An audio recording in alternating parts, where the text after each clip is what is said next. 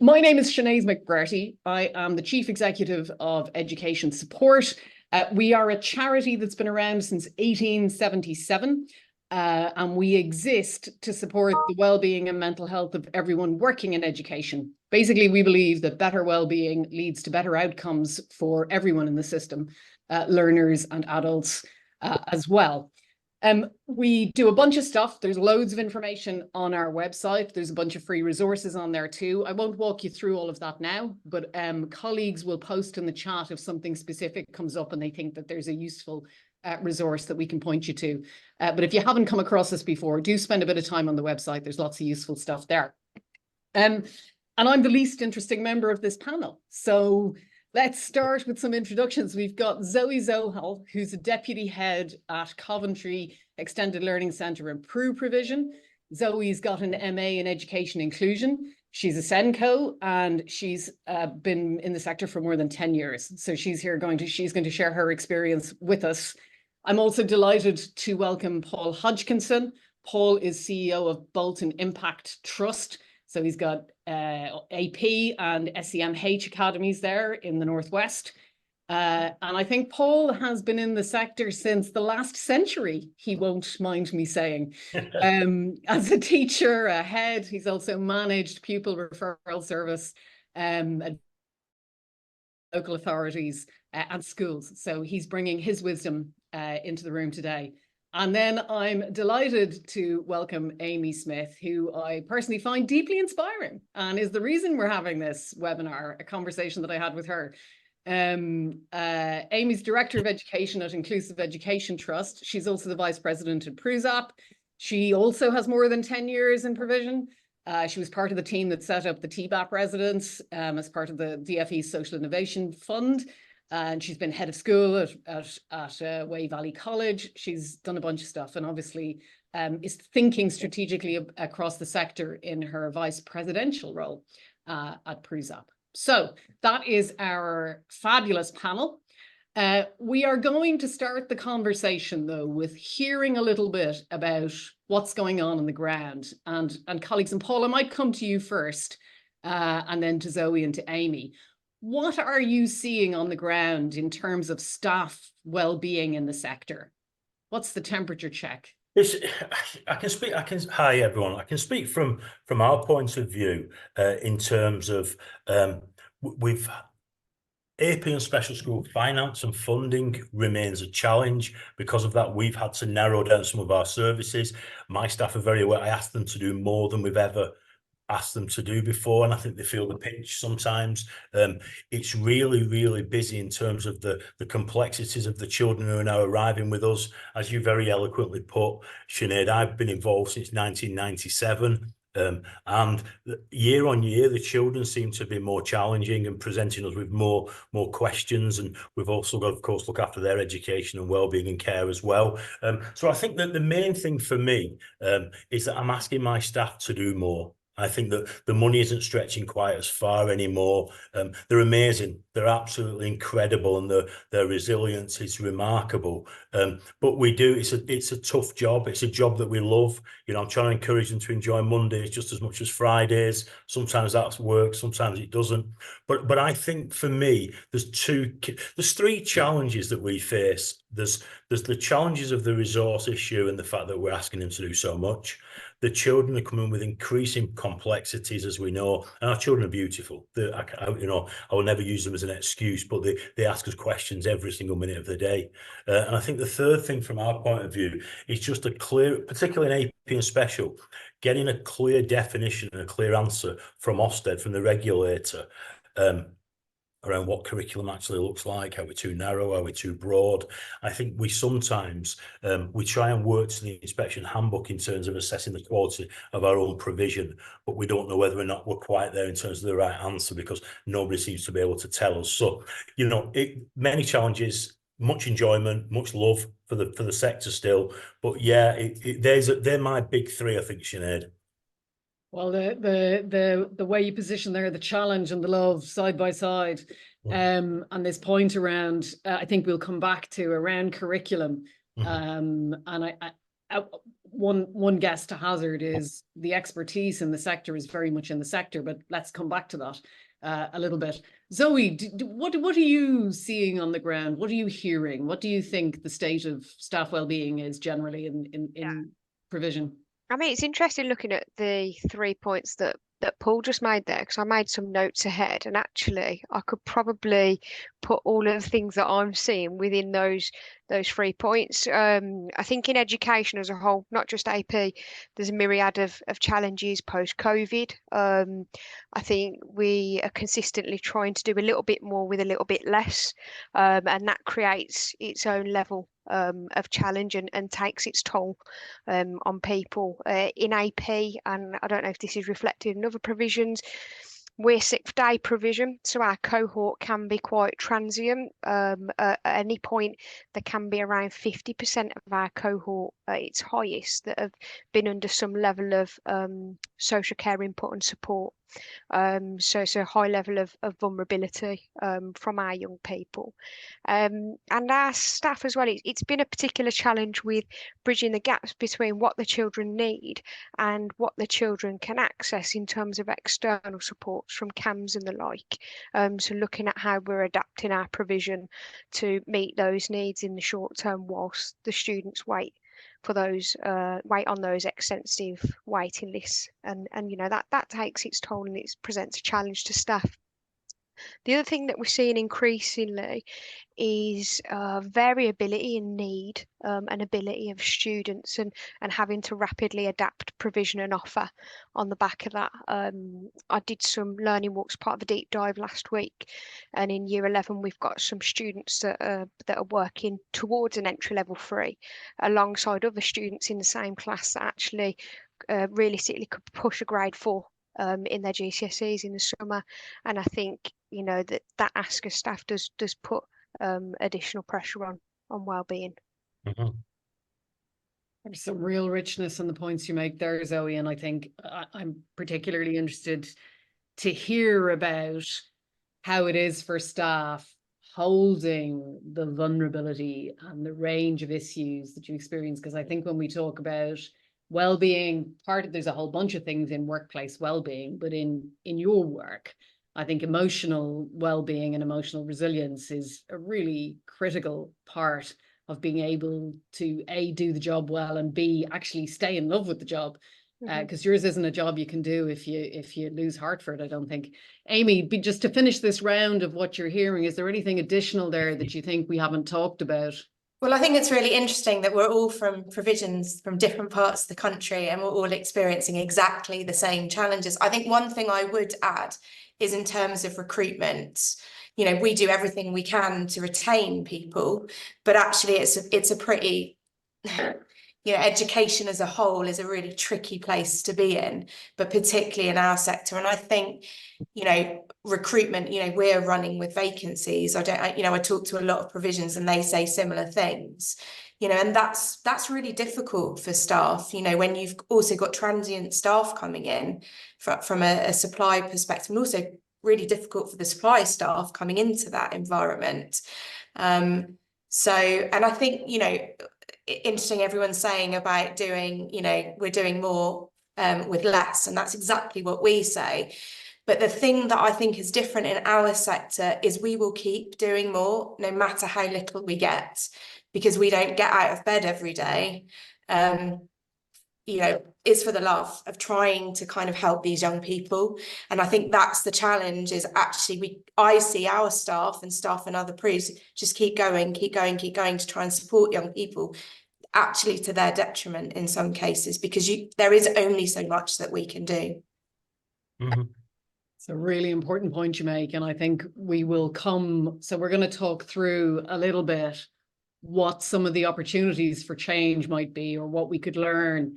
I want to talk about what we might be wanting to direct to government and other sector stakeholders as asks. We won't spend too long on that, but what we can do on site, if you like, what we can do as a staff team. It feels like if we can reclaim some of our own space and think about boundaries, and not have not feel like we have to be the sole answer for everything, which is what often when we're talking to staff who are exhausted tends to underlie, you know, where they feel like they have to be able to answer everything and provide for everyone. And that's an impossible ask. So just thinking about our own boundaries around that, I think we'll come and talk to a little bit, Amy. But I also, something that's very striking when you start talking there is when it comes to recruitment into the sector, enough people don't know, I think, about the nature of the work. Enough people don't hear the passion that staff in provision have, and that sense of purpose, which is rich across the sector, but it's particularly, it seems to me, to the fore in provisions like each of yours. Absolutely. I just wonder, do you think, is there something we should be doing? Is there anything else, any other way we can get those messages out in terms of recruitment? I mean, I think it's you know, we're a small part of, you know, a very big kind of educational landscape, you know, and I think still, I mean, as Prusac, we've done quite a lot. We talk about flipping the narrative, but unfortunately that negative perception of the sector is still perpetuated by the media.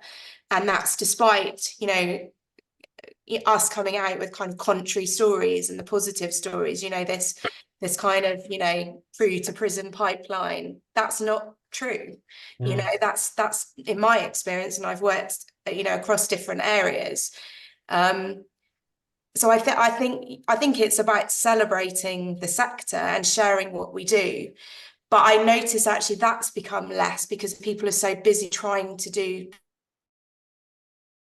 word has become even more challenging to flip that narrative because we're all so busy in trying to manage the young people that we're working with.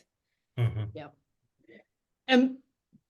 Paul, in terms of practices around looking after staff or helping staff looking after themselves, what have you seen out there, or what are you doing yourselves in Bolton that you think is particularly positive and you'd want people to know about? Yeah, I think it's a really good question, and obviously I made some notes in preparation for today's session. I think, like I said, I've been a leader in AP since 2005, and I think, looking back now in hindsight, isn't it? I did wellbeing quite clumsily. I think I relied massively on after-school yoga, fruit bowls, water in classrooms for staff, and stuff like that. Around about 2019, we decided to create a wellbeing charter for my organisation. The wellbeing charter was about culture rather than activities, and it became almost like a constant state of botheredness for our staff.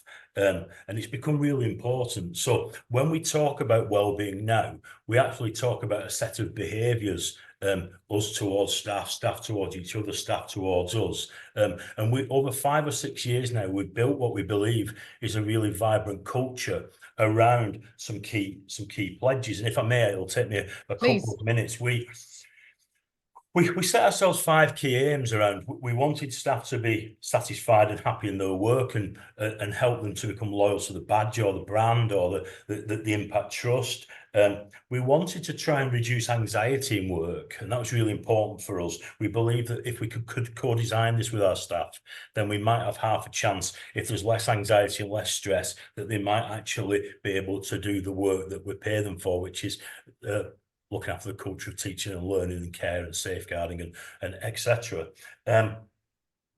We want to create environments that are challenging yet supportive. We believe in the principles of honest conversations, and we also want to grow our own staff and give them really good CPD opportunities. So the pledges in the charter were really straightforward: that we will model compassionate leadership, and this is that leaders care, that family is important, that not everyone can be on top of form every day, that sometimes people have bad days, people make mistakes, leaders make mistakes, and there's general understanding that now it's a compassionate approach to leadership. And I can give you some examples later of what staff have said about that. We promote the concept of it's nice to be nice. You know, we can have honest conversations whilst being nice with people, and we believe in that, and it's something that we do across the organisation. We don't accept We don't expect harsh messages. We don't expect shouting. We don't expect falling out. You know, we can deliver messages, and it's nice to be caring. We look left, we look right, and we support the people around of us, and it's really important for us that. We challenge non-compassionate leadership through our surveys. If we get news that there isn't compassionate leadership, because I run it from the very top of the organisation and it should seem down, we challenge, and if there's any evidence, then we will go and support staff to provide more compassionate leadership. Dialogue's important. We co-design. We have a lot of windows where staff can come and talk to us. We survey staff regularly. I have a CEO dropping next week. I have one every half term. They're always full.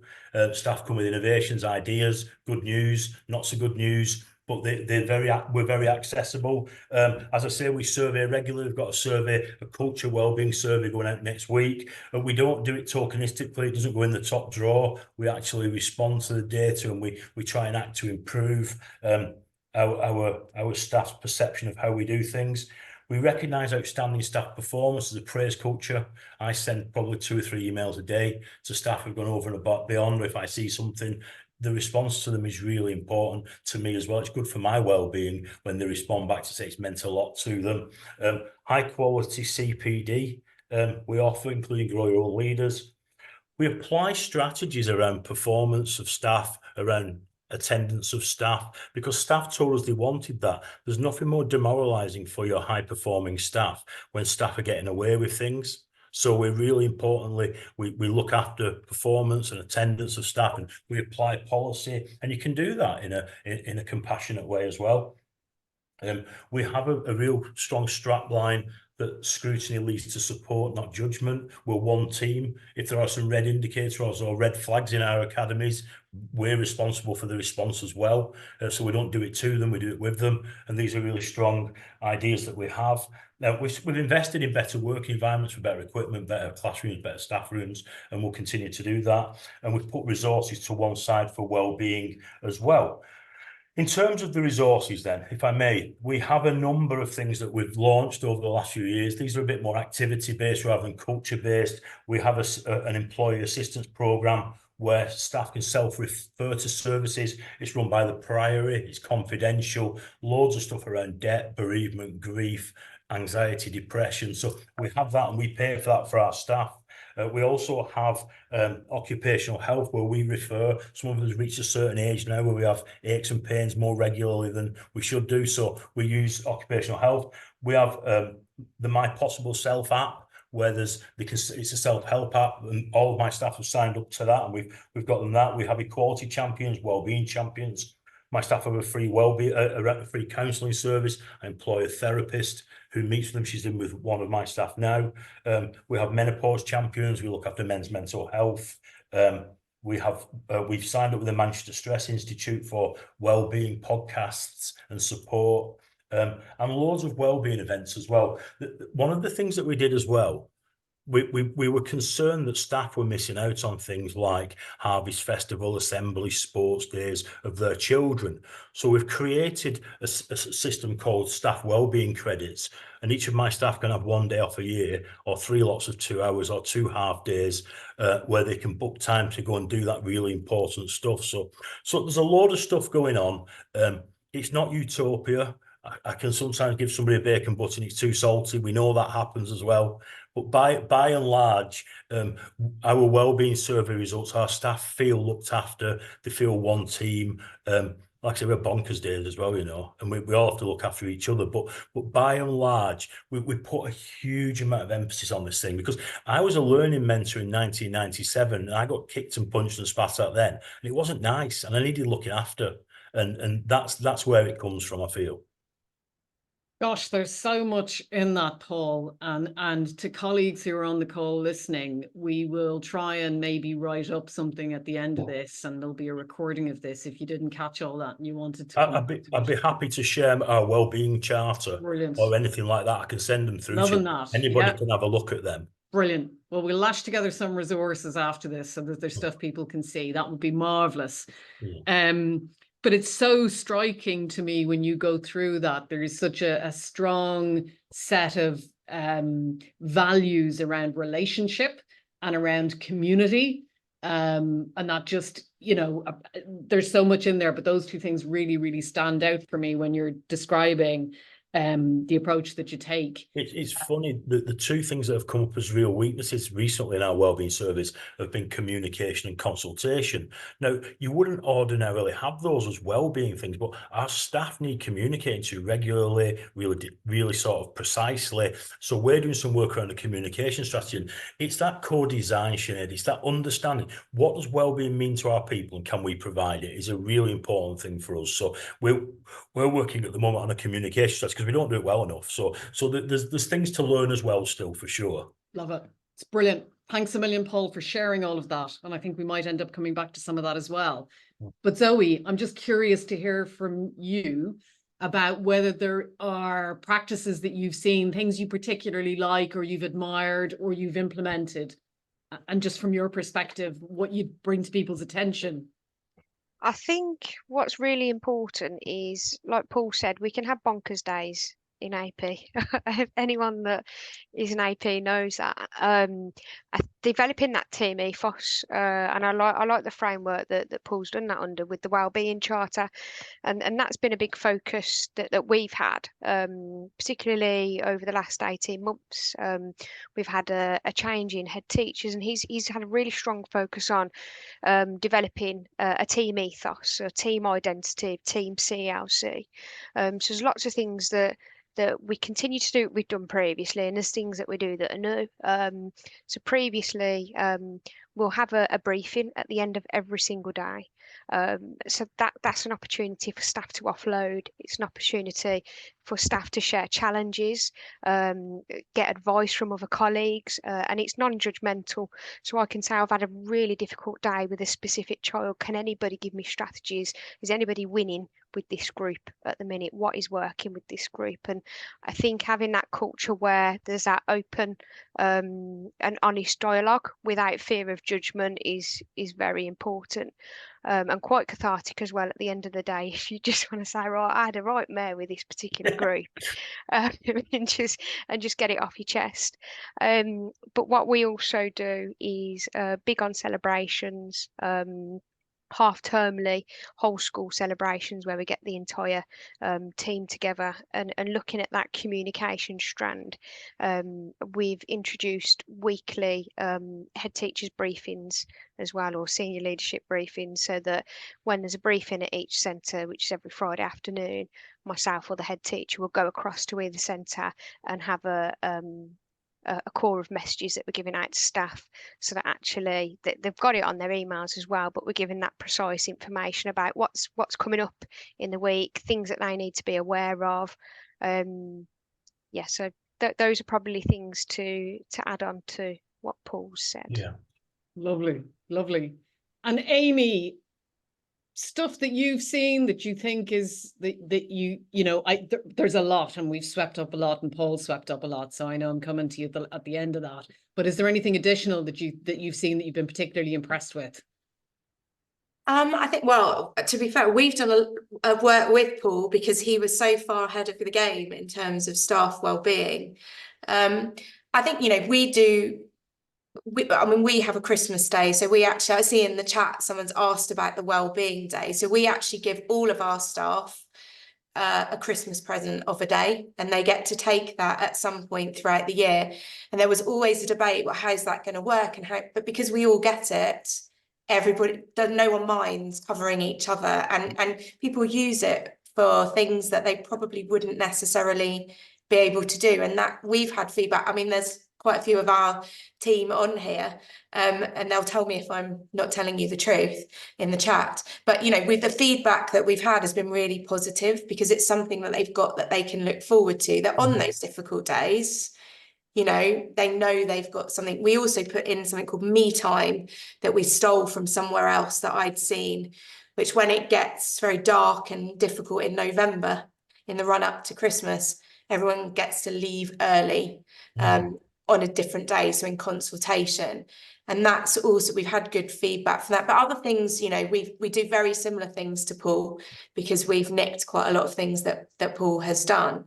And I think what Paul said, and I think that's what the difference is from working in mainstream, and this is not to criticize mainstream colleagues, but actually from my experiences, is that team, that culture, you know, having worked it, well, actually, I've worked in Peru's where that hasn't necessarily been the culture, and that makes it a really difficult job.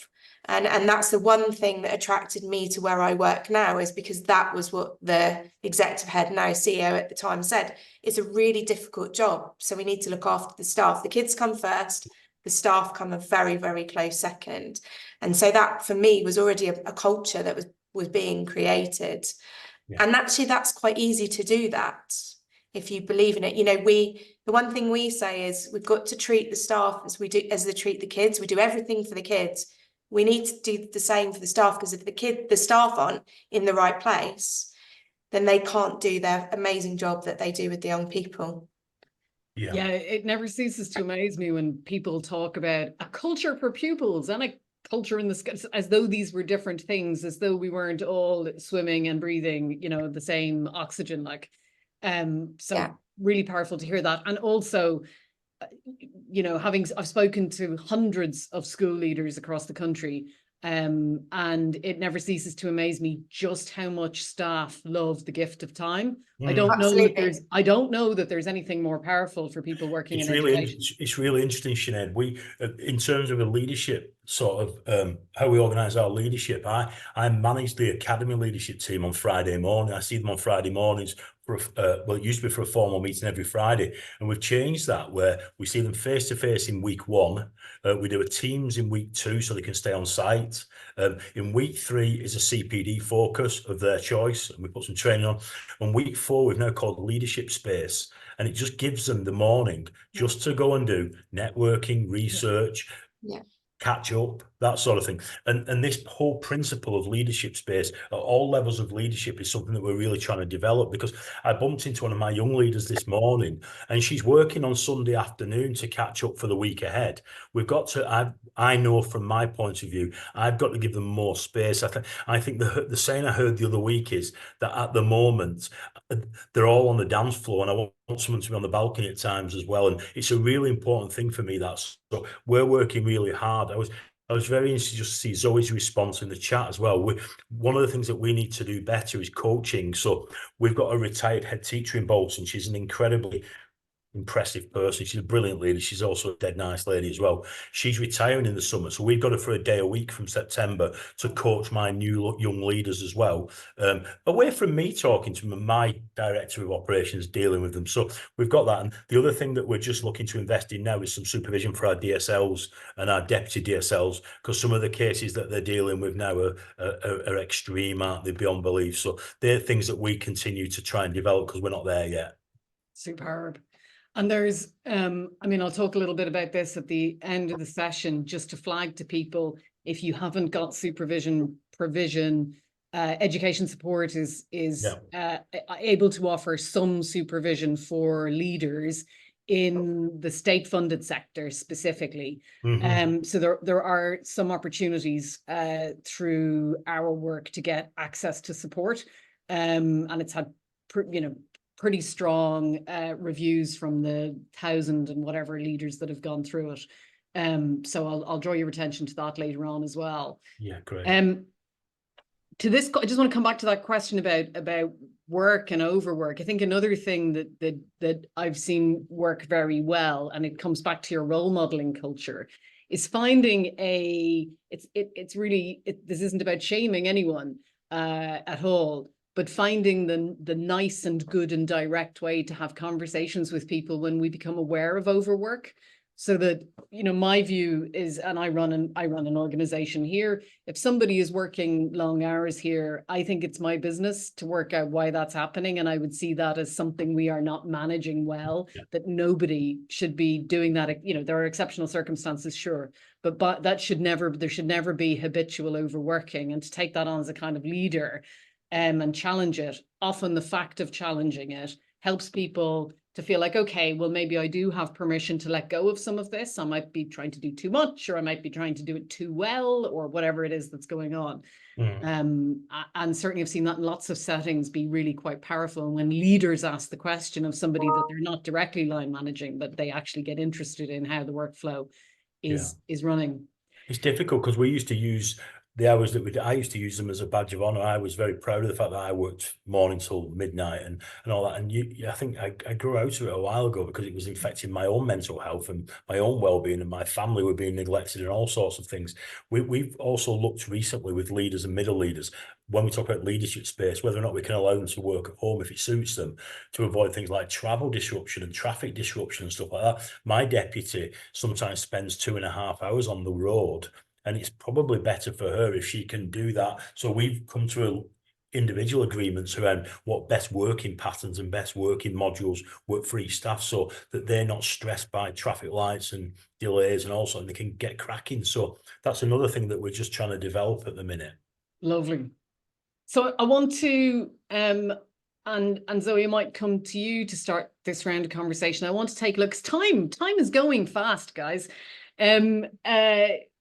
This might take us into the realms of where Darius's question is. It may also take us, there was a comment earlier on from Richard and some other bits I've spotted in there in the chat. Though, folks, if you have a question, it'd be great if you'd use the Q&A, and thank you, Darius, for doing that. Is just around individuals. So before we go to individuals, actually, Amy, let me come to you quickly. We're talking here about schools and what can happen at the level of school, which I think, for all my research around this, is the most important lens that we can look at this through in terms of making a meaningful difference today and tomorrow. Individuals we'll come to, and I'll come to Zoe first on that, but just to put a little parenthesis, and let's not pretend that provision exists in isolation. So clearly we are in the sector, we are of the system.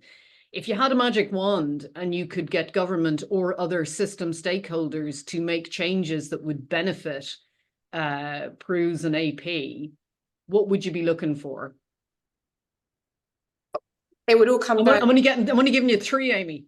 Now, it would all come down to money. Yep. But actually, I think what would massively ease the burden is to have other professionals based with us. So social workers, CAMS workers, whatever that, whatever we need, I know back in the day when I first stepped into PRUs, we had all that stuff. And so actually, as a teacher, I taught. And yes, you kind of worked with the kids and built relationships and all those stuff, but you had people that were able to kind of pick up those other bits, and they were trained to do that. So the load was spread. And I think certainly post-COVID, every service is under huge pressure. And that's become a real problem. One of the things we've talked about recently is the behaviour. We used to have therapists within our schools that not only worked with our children and young people, but also with our staff. Now, we had to get rid of that because we didn't have the money anymore. But actually, is the behaviour that we're seeing from some of the children and young people that we're working with, because actually we can only meet their needs to a certain point. And I think that's one of the frustrations, is we know that. Yeah. We try and be everything to everyone, but we know we actually can't. We can't do the job of a social worker. We can't do the job of a therapist, etc., etc. So I think it would be money, so that, these young people that we're working with, and I think that's why we all step into the sector, is because actually if we can get it right for these young people, it is life-changing. And these young people, whatever people think, they absolutely deserve a chance, because a lot of their story is not to do with them. It's what they've experienced. And, I think, I just think if we could have resource to have all the right people around the table, it would ease the burden for the staff, but also it would make the experience much better for the children and young people. Very powerfully put. And I suspect we could spend a long time on this, but I'm actually going to draw a line under that, because we can lobby for that in other places, but for the purposes of this, I guess I want to say to folks who are listening, in the question I'm about to ask, which is actually what can individuals be doing for themselves, or what can we be doing with colleagues in a collegiate setting to support each other? I want to be really clear. That's not me saying you should be responsible for your own resilience. You should be making this work for you. I absolutely am very clear that that's a really unhelpful way to look at the situation. And I have, and we'll use other places and other settings to hold sector stakeholders to account. Nonetheless, what I do know is that irrespective of how rubbish some of the contexts we're operating in might be, any one of us can be in our settings, and we can decide that we are going to work all the hours. We can decide that we're going to do like 80, 90 hours a week, probably just give up sleeping. And we still wouldn't have the job done, you know. We can keep going until we fall over. And too many of our colleagues do keep going until they fall over. So there is a bit where what I would like people to reflect on, maybe at some point this afternoon, is the question of how do I do this job and stay well? Because I can do the job flat out at a really intense level of stress. And that will be a fairly short, you know, I'm not going to get a century under my belt like Mr. Hodgkinson. Or I can find a better, more sustainable way to work. And that means letting go of some of the habits that I might have formed, or some of the expectations that I might have. You know, I remember somebody saying to me when my kids were born, and I kind of wondered, my second son came along, I was like, God, how am I going to do all this? And a friend put a hand on my shoulder and said, Sinead, you just have to lower your standards. Just lower your standards, girl, and do what you can do. And in lots of ways, I think our relationship to work is probably in that space. But a lot of people in the sector are not comfortable with the idea of putting themselves first at any moment. And actually, I think that's, if we're going to flip narratives, it's a narrative we really do need to flip. Because unless we can look after ourselves, we're not going to be of any use to these kids whom we hold so dear and whose futures depend on us. Because actually, you all are the best possible people to work with these group of kids. The regard you hold them in, the potential that you see, the care you have, the love that you have for the work that you do, that is so precious. And we just can't exhaust that. So, Zoe, what can people be doing? So, Zoe, could you just fix that for me? What can people be doing to look after themselves and to stay well doing this job? How do they need to think? What do they need to do? Any bit of that you feel you want to speak to? I think to look after yourself, you have to understand yourself. You have to understand where your strengths lie.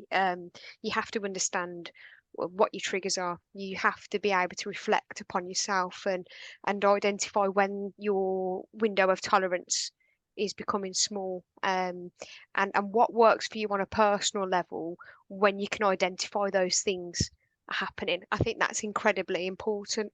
I also think it's incredibly important to have personal boundaries, and have some clear expectations upon yourself, and those not being realistic. I know that's something that I was extremely guilty of. I'd spend hours perfecting something because I thought if it was absolutely perfect, it would work even better, when actually I could have spent a couple of hours less and very, very good would have been fine. Yeah. And taking that pressure off yourself.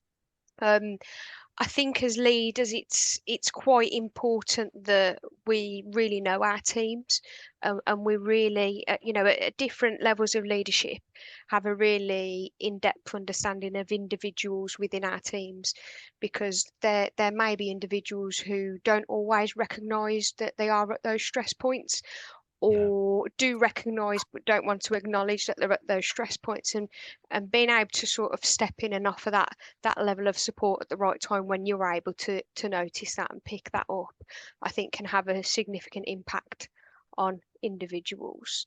There's a couple of things that we've done within our school that sort of regular, sort of fortnightly to monthly meetings that are line management, but they're not solely focused on holding individuals to account around any targets that are set for appraisal or anything like that. Just looking at having that catch up with individuals that we line manage, asking them how they are, developing that relationship, developing that culture where it is okay to be able to go to somebody and say, can I swap with you? Can you go and deal with that situation? I just need a moment. My window of tolerance isn't massive. I'm not the right person. I don't know, we don't always have the luxury of having the opportunity to be able to do that. But I would say it's very, very important to put yourself first at those points when you recognise that those stresses are becoming a factor, and not to worry about the wider how am I trying to word this? I know in my earlier years teaching, I wouldn't acknowledge some of those things, and I'd potentially worry, oh, you know, what might that person think? What might this person think? And actually, that was a scarecrow of my mind. That wasn't the true reality of what was happening. And I just encourage people to actually not let scarecrows of your mind become a true reality, and just to be open and honest with those around you. That's not an expression I've heard before, scarecrow of my mind. I love that. I'm going to take that. It's very beautifully put, Zoe. Thank you. Paul, where do you sit with individuals, and if you could wave a magic wand for folks? I can't put it any better than Amy and Zoe have put it, to be fair.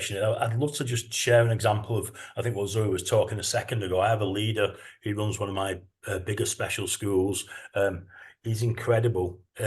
We often see him, and we've fallen into the trap as well, as bulletproof. He's resilient. Whatever's thrown at him, he's fine. He's a very resilient lad. He's very charismatic. The staff love him. Commissioners love him. Children love him. But we've just recently seen some of his metrics are suggesting that it's not quite going as well as it needs to do. And we spoke with him. We met him. We brought him in here last week for a chat. He had his leadership space, and he came into the office.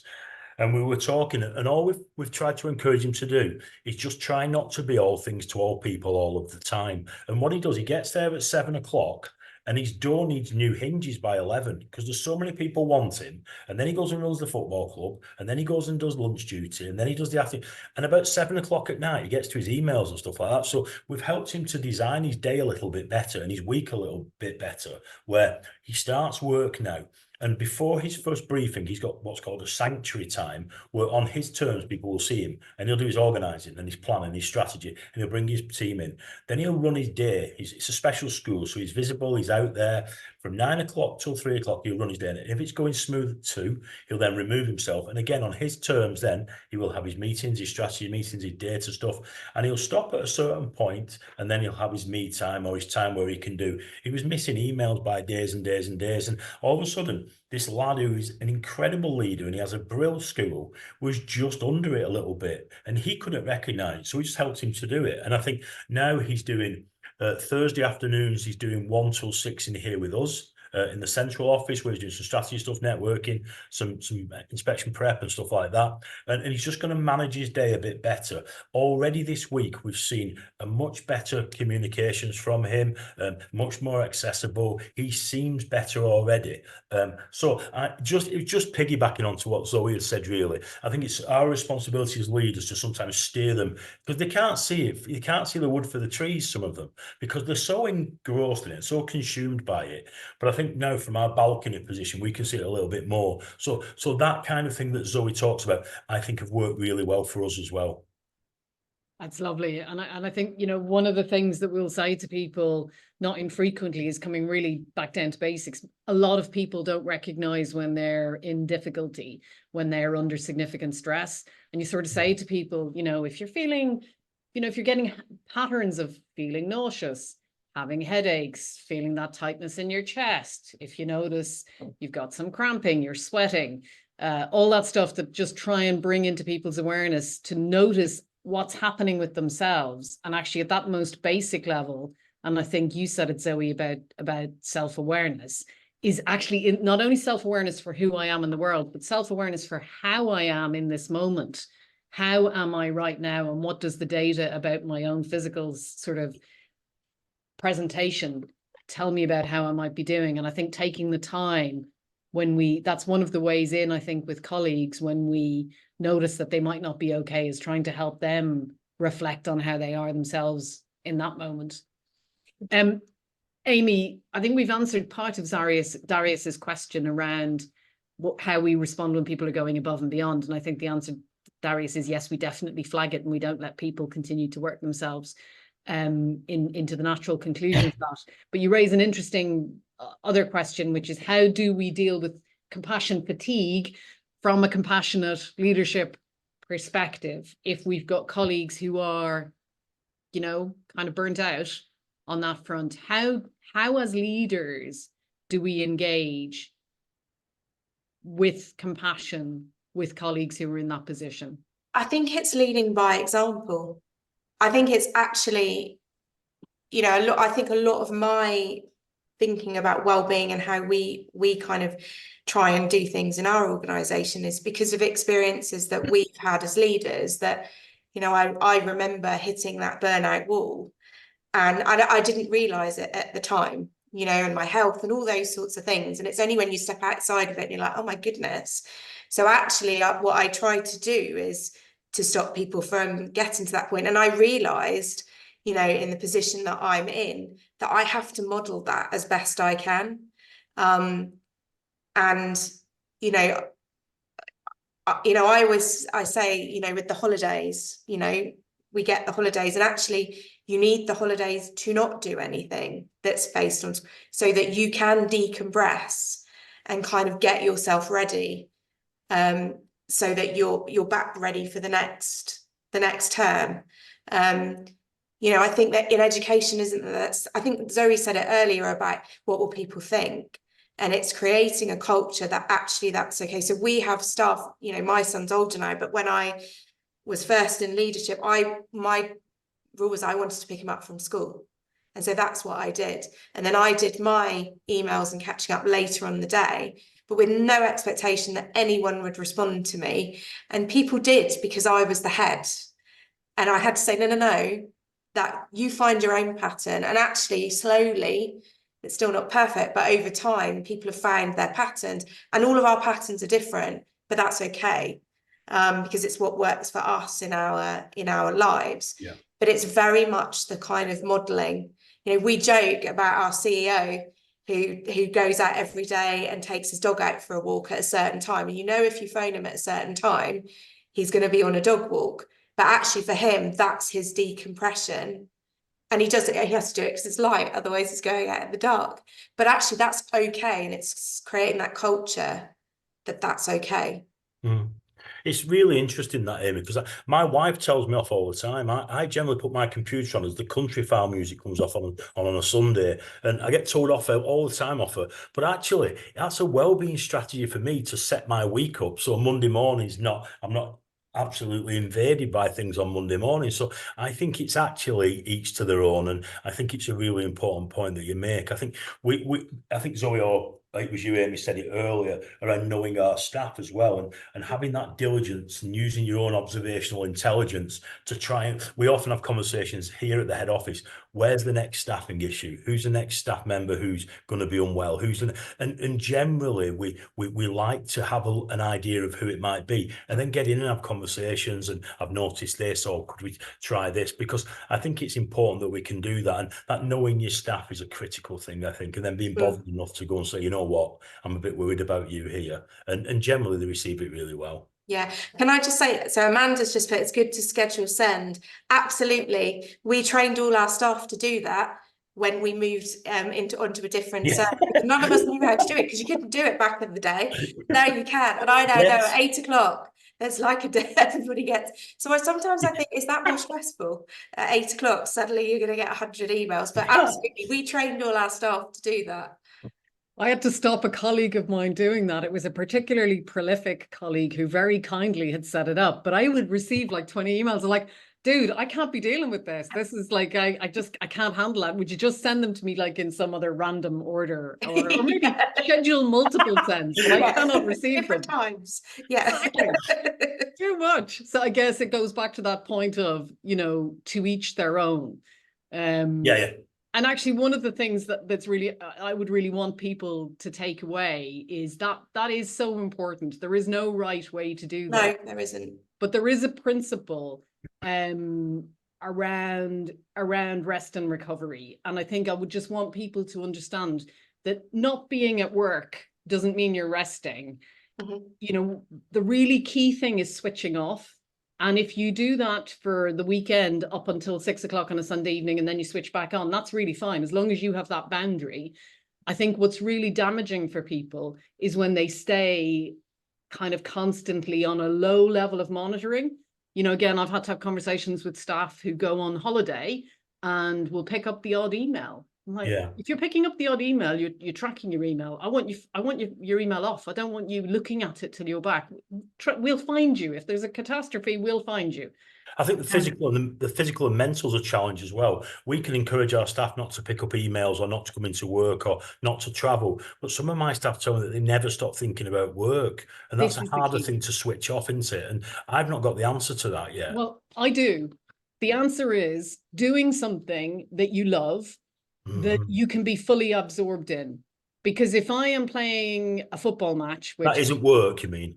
That isn't work. That isn't work. I mean, it could be that you're writing something and it's taking you out of the day-to-day. If you're doing a PhD and your topic is related to work, but it's not in the operational running of your day-to-day, maybe you get away with that.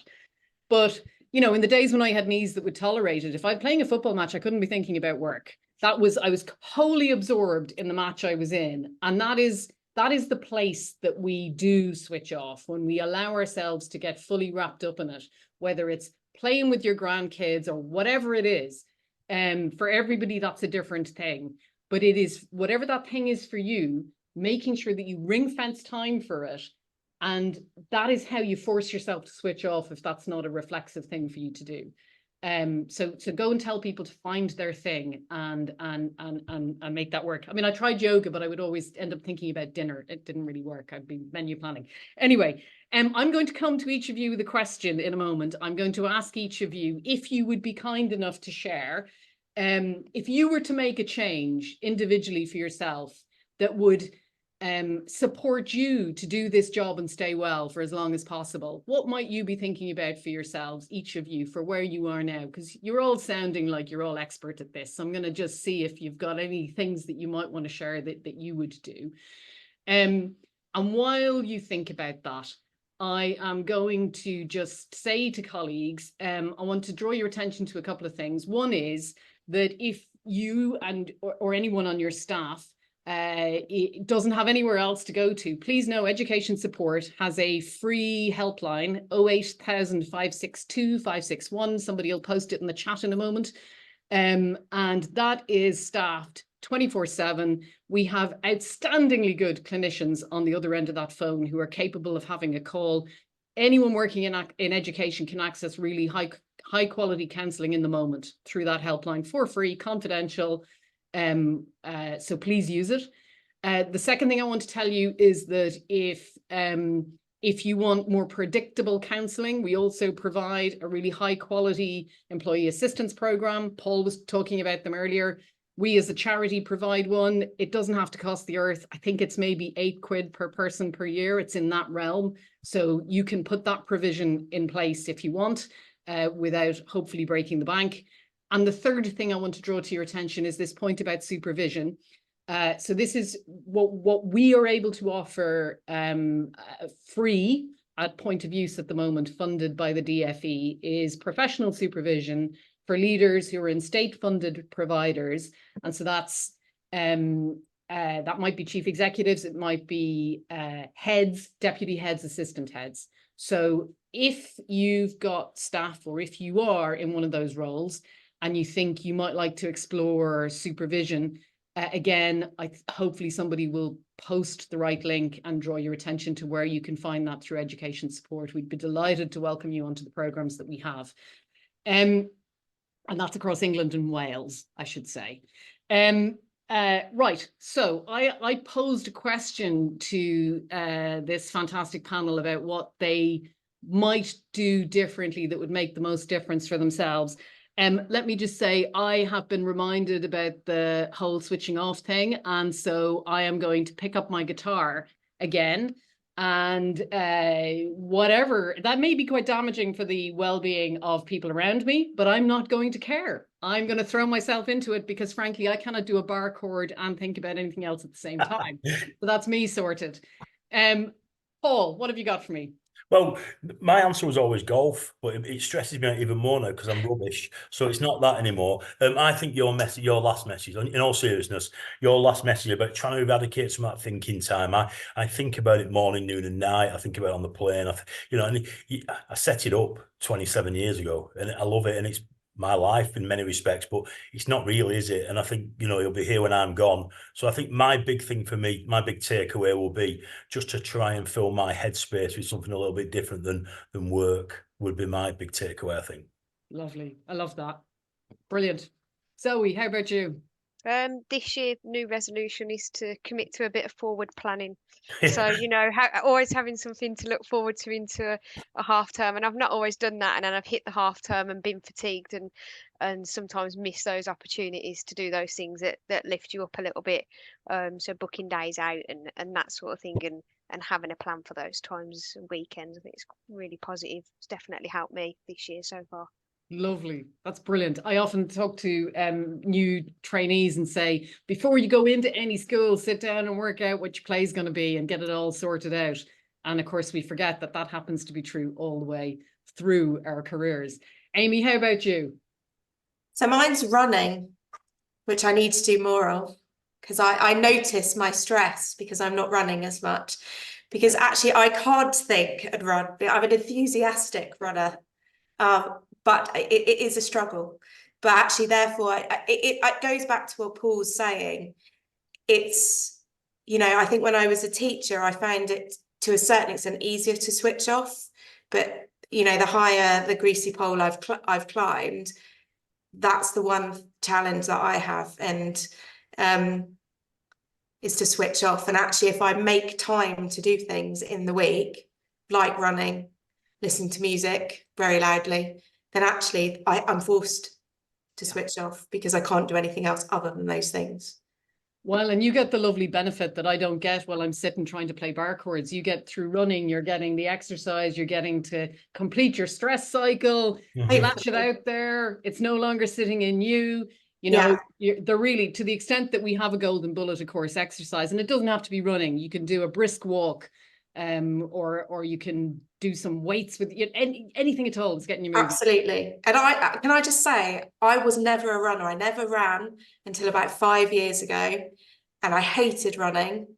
But it's something now that I've just found, those shiny medals you get from a competition, which we're always towards the back, but it's about the shiny medal. That's fabulous. So anything's possible. Brilliant. Well, of course, it's also us being open to we change.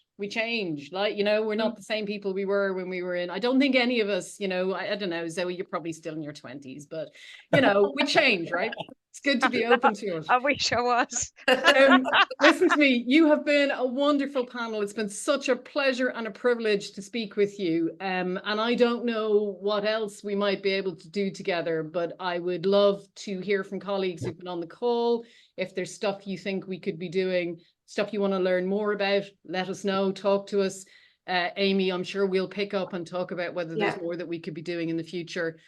My colleague Jen has posted in the chat and asked if you'd give us any feedback. If you can be bothered, we'd love it because it would help us do these better in the future. And Jen's also the one probably who's going to pull together any resources off the back of it. So she's a good person to make happy. But listen, thanks so much for making the time to join us. I wish you all the very best, and go and have the rest of your day and switch off somewhere along there. Thanks a million, panel. Thank you very much. Look after yourselves. Bye-bye, everybody. Bye-bye.